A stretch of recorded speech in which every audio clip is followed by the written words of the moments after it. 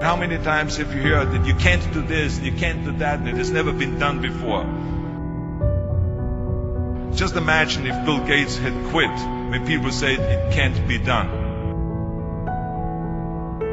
I hear this all the time. As a matter of fact, I love it when someone says that no one has ever done this before, because then when I do it, that means that I'm the first one that has done it. And I said to my family, I want to be a bodybuilding champion. Now you can imagine how that went over in my home in Austria. My parents, they couldn't believe it. They would have been just happy if I would have become a police officer like my father, or married someone like Heidi, who had a bunch of kids and ran around like the Van Trapp family in Sound of Music. That's what my family had in mind for me, but something else burned inside me. Something burned inside me. I wanted to be different. I was determined to be unique. I was driven to think big and to dream big. Everyone else thought that I was crazy. My friend said, if you want to be a champion in a sport, why don't you go and become a bicycle champion or a skiing champion or a soccer champion? Those are the Austrian sports. But I didn't care. I wanted to be a bodybuilding champion and use that to come to America and use that to go into the movies and make millions of dollars. So pay no attention to the people that say it can't be done. After all, I remember that after I was finished with my bodybuilding career, I wanted to get into acting and I wanted to be a star in films. You can imagine what the agents said when I went to meet all those agents. Everyone had the same line, that it can't be done. The rules are different here. He says, look at your body. You have this huge, monstrous body and overly developed that doesn't fit into the movies. You don't understand. This was 20 years ago, the Hercules movies. Now there's the little guys that are in, Dustin Hoffman, Woody Allen, Jack Nicholson. And the agent also complained about my accent. He says, no one ever became a star with an accent like that, especially not with a German accent. And yes, I can imagine with your name, Arnold Schwarzenegger or whatever the name is, on a billboard. Yeah, that's going to draw a lot of tickets and sell a lot of tickets. Yeah, right. So this is the kind of negative attitude they had, but I didn't listen to those rules. Even though they were very nice and they said, look, we can get you some bit parts. We can get you to be playing a wrestler or a bouncer. Oh, maybe with your German accent we can get you to be a Nazi officer in Hogan's Heroes or something like that. But, I didn't listen to all this. These were their rules, not my rules. I was convinced I could do it, that if I worked as hard as I did in bodybuilding, 5 hours a day, and I started getting to work, I started taking acting classes, took English classes, took speech classes, dialogue classes, accent removal classes I even took. And finally I broke through.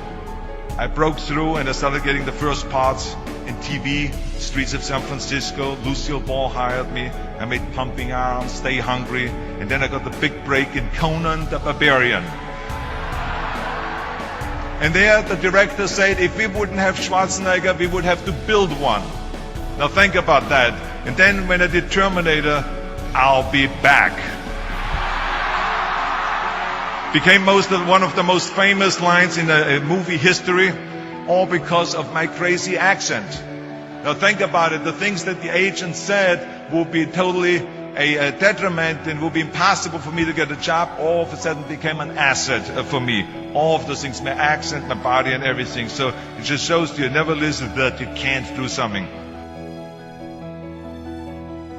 And you have to work your way up, of course, run for something else first. I mean, it was the same when I ran for governor. The same lines, that you have to work your way up, it can't be done. And then, of course, I ran for governor, and the rest, of course, is history. They said you have to start with a small job as mayor, and then as assemblyman, and then as lieutenant governor, and then as governor. And they said, that's the way it works in a political career. I said, I'm not interested in a political career. I want to be a public servant. I want to fix California's problems and bring people together and bring the parties together. So, like I said, I decided to run. I didn't pay attention to the rules, and I made it, and the rest is history. People ask me all the time, they say to me, what is the secret to success? So many young people are getting so much advice from their parents and from the teachers and from everyone. But what is most important is that you have to dig deep down and ask yourselves, who do you want to be? Not what, but who. And I'm talking about not what your parents and teachers want you to be, but you. I'm talking about figuring out for yourselves what makes you happy. No matter how crazy it may sound to the people. I spent a lot of time by myself so I could figure out and listen to what is inside my heart and inside my head. Something burned inside me. I wanted to be different. I was determined to be unique. I was driven to think big and to dream big. I always wanted to be very intense. I always wanted to be number one. I took it very seriously in my career. And so this intensity always paid off for me. This commitment always paid off for me. I didn't want to just be a bodybuilding champion. I wanted to be the best bodybuilder of all times. I didn't want to just be a movie star. I wanted to be a great movie star that's the highest paid movie star and have above the title billing. I mean, how many times have you heard that you can't do this and you can't do that and it has never been done before? I hear this all the time. I was told to my face, you're nothing but a giant muscle. You can't act. You have no future and you have an accent that is laughable. That just shows you again so much for it can't be done. This is why I try to tell you, anything and everything can be done if you can visualize it, if you believe in yourself. You're going to find the naysayers in every turn that you make. Don't listen. Just visualize your goal, know exactly where you want to go. Trust yourself. So pay no attention to the people that say it can't be done. Trust yourself no matter what anyone else thinks. What is the point of being on this earth if all you want to do is be liked by everyone and avoid trouble? We have so many rules in life about everything. The only way that I ever got any place was by breaking some of the rules. It is impossible to be a maverick or a true original if you're too well behaved and don't want to break the rules. You have to think outside the box. Now, of course, this journey is not going to be without any setbacks and failures or disappointments. That's just the way life is. Don't be afraid to fail. You can't always win, but don't be afraid of making decisions. You can't be paralyzed by fear of failure, or you will never push yourself. You keep pushing because you believe in yourself and in your vision. And you know that it is the right thing to do, and success will come. So don't be afraid to fail.